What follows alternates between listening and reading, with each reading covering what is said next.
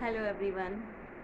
आज हम बात करते हैं एक ऐसी डिज़ीज़ की जो नॉर्मली हम आजकल बहुत सारी जो है फीमेल्स में देखने को मिल रही है। स्पेशली जो यंग फीमेल्स हैं, है ना, जो कम एज की फीमेल्स हैं जिनमें हार्मोनल चेंजेस आ रहे हैं, उनमें ये समस्या आमतौर पर देखने को मिलती है। वैसे फीमेल्स तो चाहे यंग हो या फिर 40s की एज की हो या 50s की, उनमें देखने को मिलती है ये समस्या नॉर्मली। लेकिन स्पेशली जो है ये जो कम एज की फ़ीमेल्स हैं, यंग फीमेल्स हैं, उनमें ज़्यादा ये समस्या समझ में आती है। तो हम बात करते हैं आज पॉलीसिस्टिक ओवेरियन डिजीज़ पीसीओडी की। पीसीओडी डिजीज़ जो है ये स्पेशली यंग जनरेशन में फीमेल्स में देखने को तो मिल रही है, और वो भी स्पेशली जो है सिटी ना, शहर की बालिकाओं में, शहर की गर्ल्स में ज़्यादा देखने को मिल रही है, अर्बन सिटी की। क्यों? क्योंकि यहाँ का जो लाइफ स्टाइल है वो काफ़ी, कह सकते हैं कि हम लोग एकदम शहर वाला ना पश्चिमी सभ्यता को धारण करते जा रहे हैं, जिसके कारण शहरीकरण और जो लाइफ स्टाइल है हमारा काफ़ी गड़बड़ हो चुका है इस टाइम, है ना। टाइम, खाने पीने सोने का टाइम सारा चेंज हो गया है, और ऊपर से फिज़िकल एक्टिविटी इतनी कम हो गई हैं, जिसके कारण जो है ये समस्या आमतौर पे फीमेल्स को देखने को मिल रही है ना।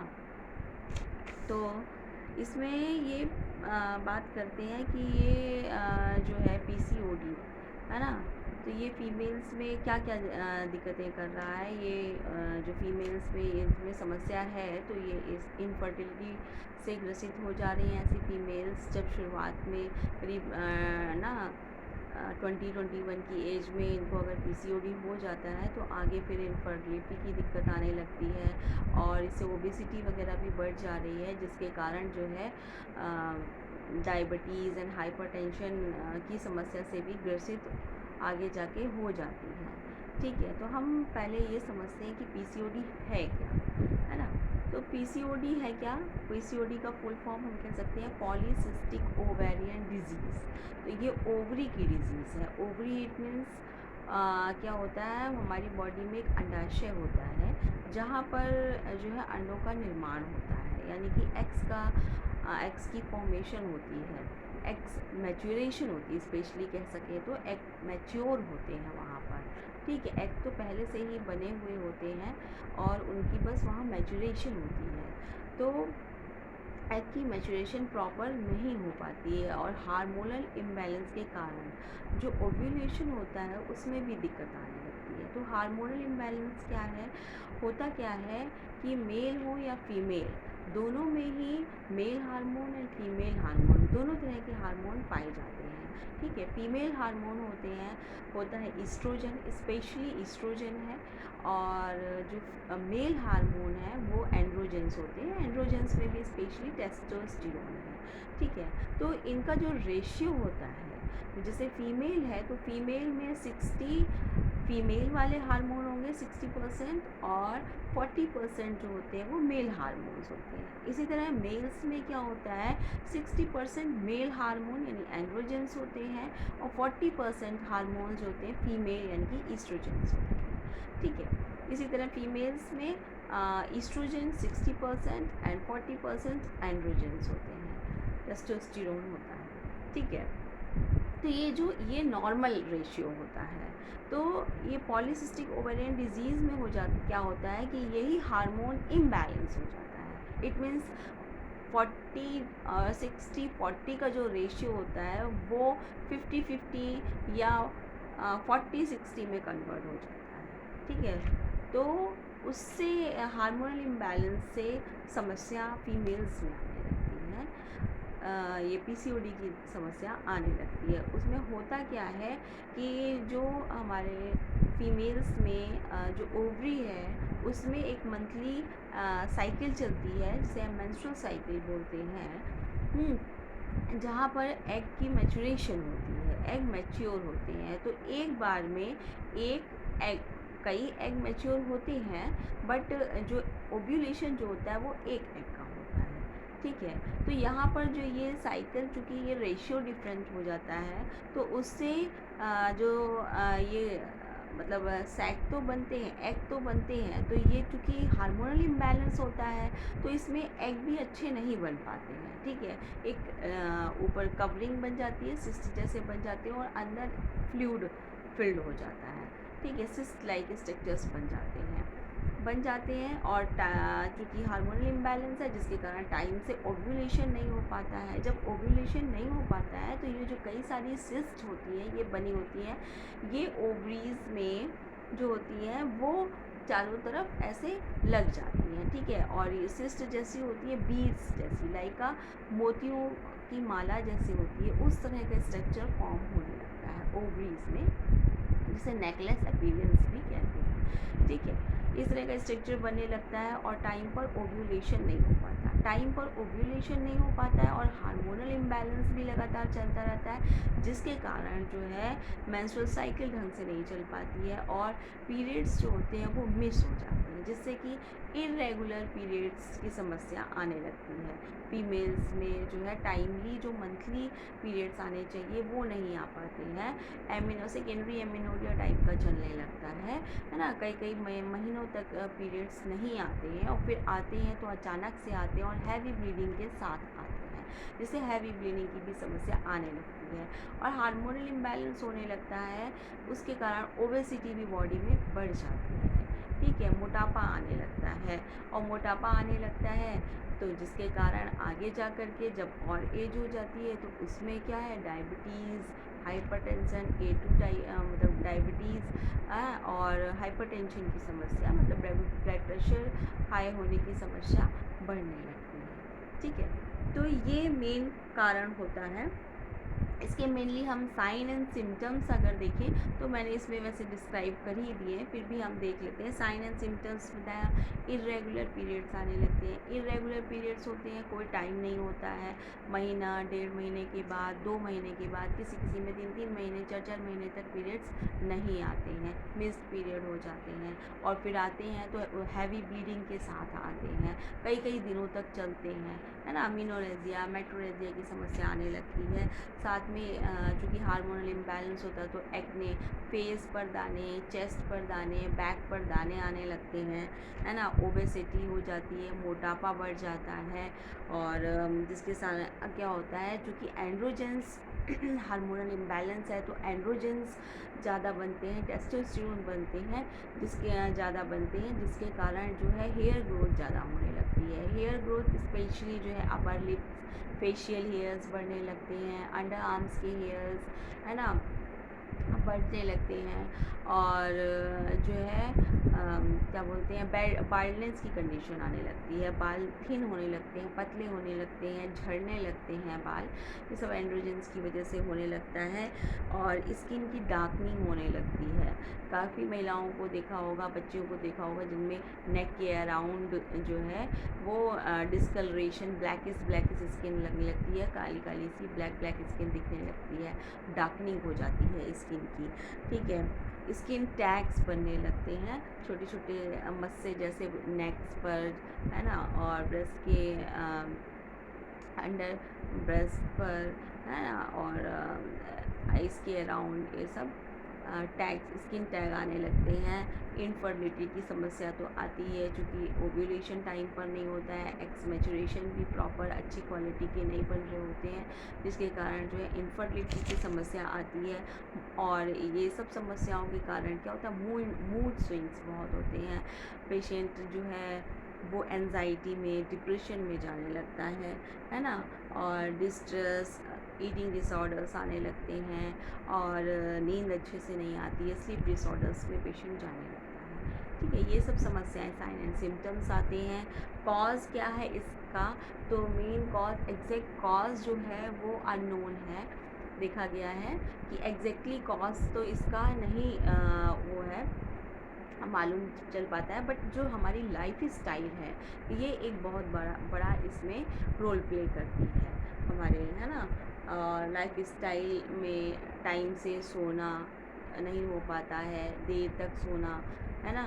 और जिसके कारण हमारा पूरा जो सर्केडियन रिदम होता है वो गड़बड़ हो जाता है, जिसके कारण हार्मोनल इम्बैलेंस भी इसका एक जो हार्मोनल इम्बैलेंस है इसी का कारण है, ठीक है। और जो है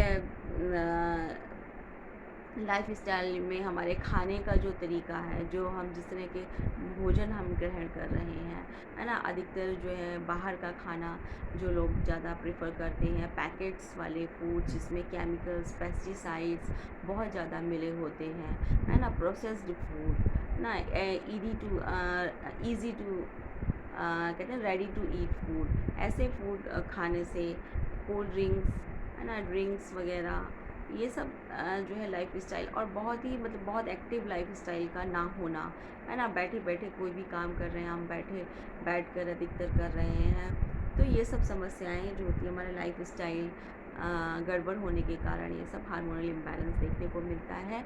इंसुलिन अगर बॉडी में बढ़ रहा होता है, इंसुलिन जो कि पैंक्रियाज का हार्मोन है, और स्पेशली जो है हमारी बॉडी में ग्लूकोज को मेंटेन करता है, ठीक है, कि हमारी ब्लड में कितना ग्लूकोज होना चाहिए उसको ये कंट्रोल करता है।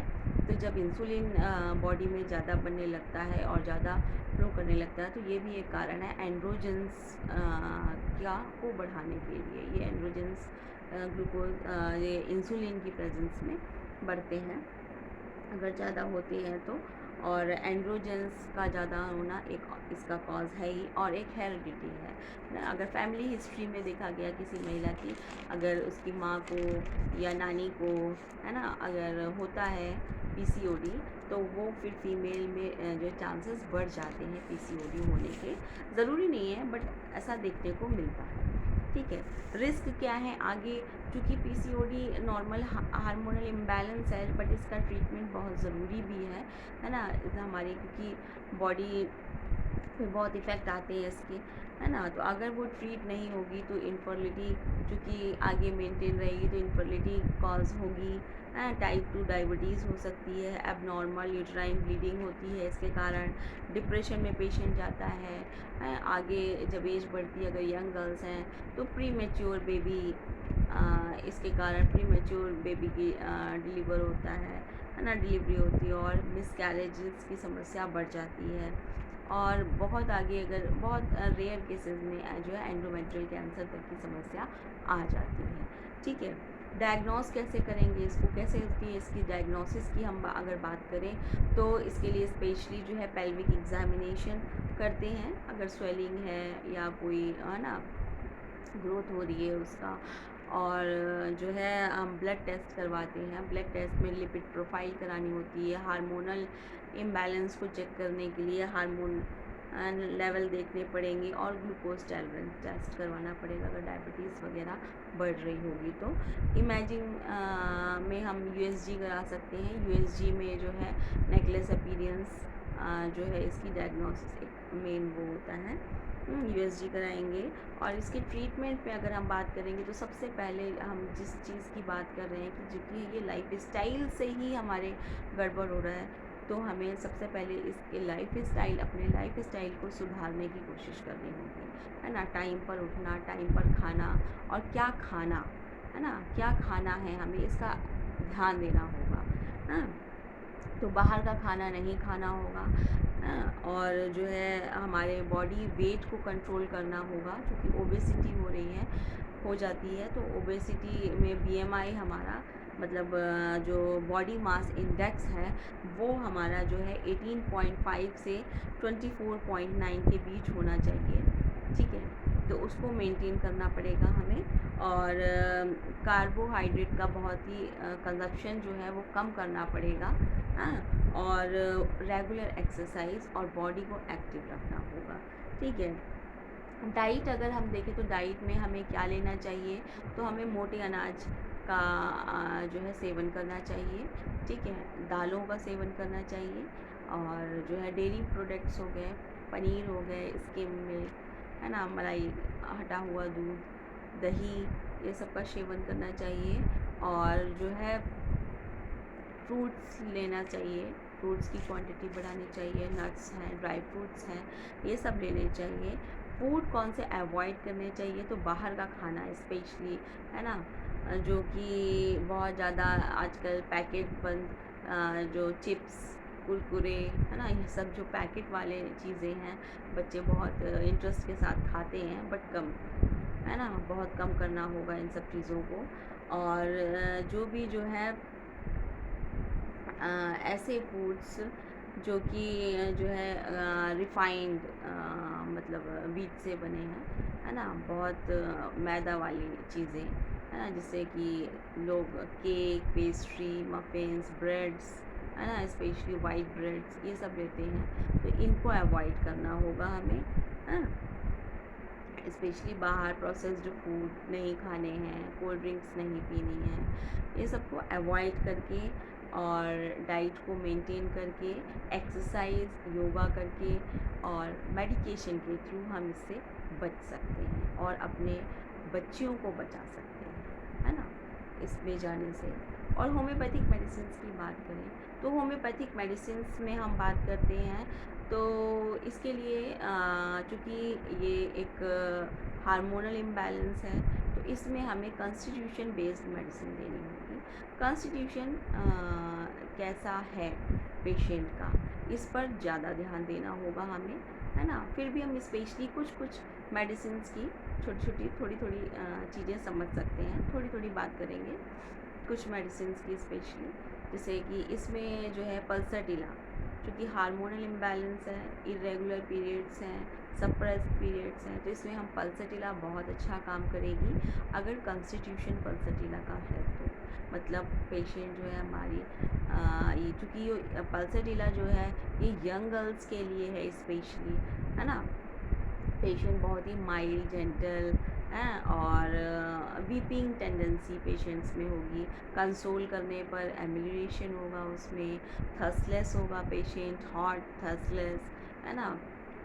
और इरेगुलर पीरियड है उसका, सप्रेस पीरियड है, स्कैंटी मेंसेस है ना? इन सब में जो है हम पल्सेटिला को प्रिफ़र करेंगे। और अगर डिज़ायर फॉर ओपन एयर है और उसको इससे अपनी कंप्लेंट्स में आराम पड़ता है तो हम पल्सेटिला दे सकते हैं, ठीक है? इसके बाद हम नेक्स्ट मेडिसिन की सीपिया की बात कर सकते हैं।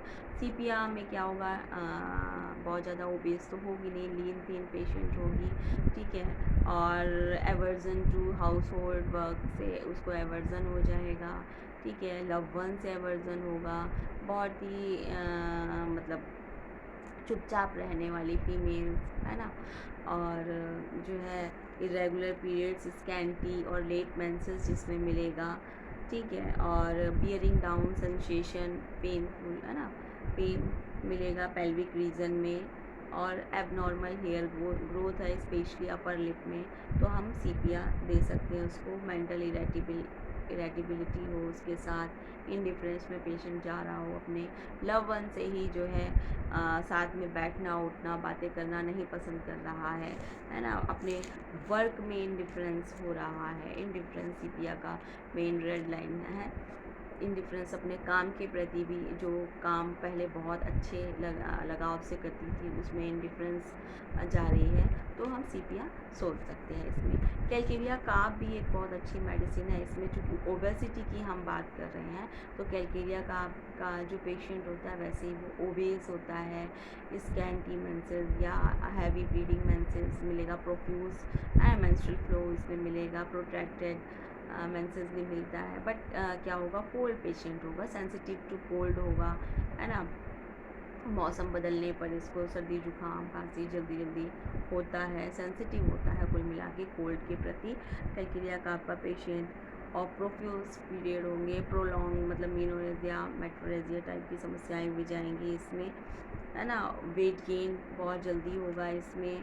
और कोल्ड हो गया, डिज़ायर फॉर, इसको स्ट्रेंथ डिज़ायर्स होती हैं, काफ़ी बच्चियाँ आती हैं हम लोगों के पास, पेशेंट्स देखते हैं कि कहती हैं कि बहुत शर्माती हैं और कहती हैं कि मैम हमको बहुत गलत लत है पुरानी कि हमको मिट्टी खाने का बड़ा मन करता है, चॉक खाने का बड़ा मन करता है ना? तो ऐसी समस्या वाली फीमेल्स में भी हम कैलकेरिया का आप सोच सकते हैं।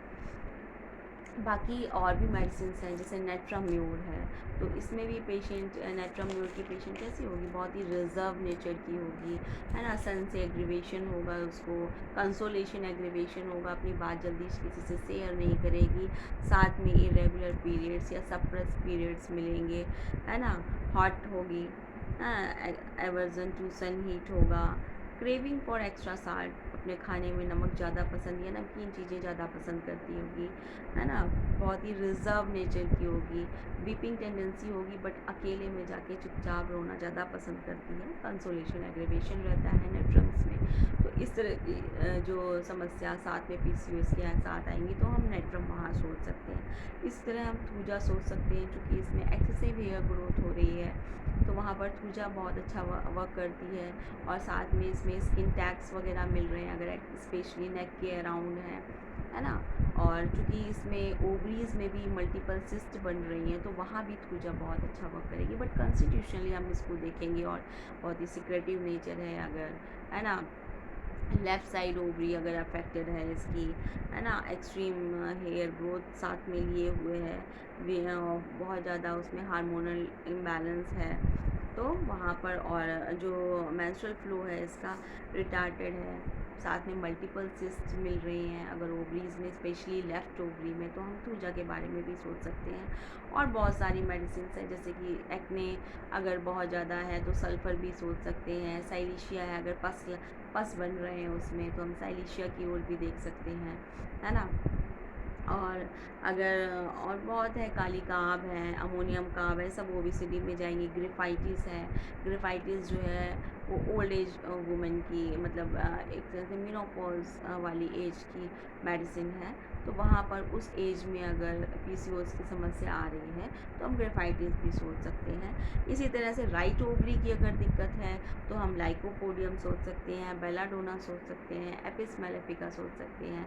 अगर लेफ़्ट ओवरी की दिक्कत है तो थूजा सोच सकते हैं, लैकेसिस सोच सकते हैं, लैकेसिस बहुत सेक्रेटिव होगा, है ना, सेकेंडरी एक्सट्रोवर्ट होगा, थर्स्टी होगा, हॉट होगा, साथ में नेक सेंसिटिविटी ज़रूर प्रेजेंट होगी, लेफ़्ट साइड बॉडी, है ना, प्रोफ्यूज़ ब्लीडिंग होगी, तो वहाँ पर हम लैकेसिस भी सोच सकते हैं।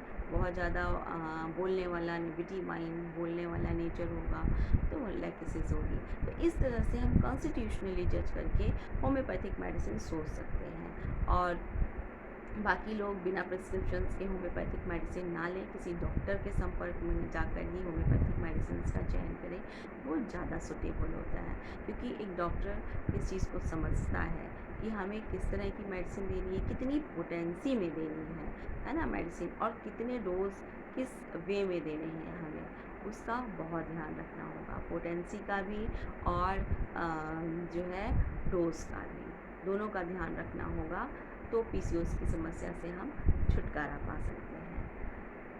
तो अगर ऐसी समस्या है तो प्लीज़ होम्योपैथिक मेडिसिन लीजिए, सेफ़ रहिए, अपने बच्चों को भी सेफ़ रखिए और आप भी सेफ़ रहिए। धन्यवाद।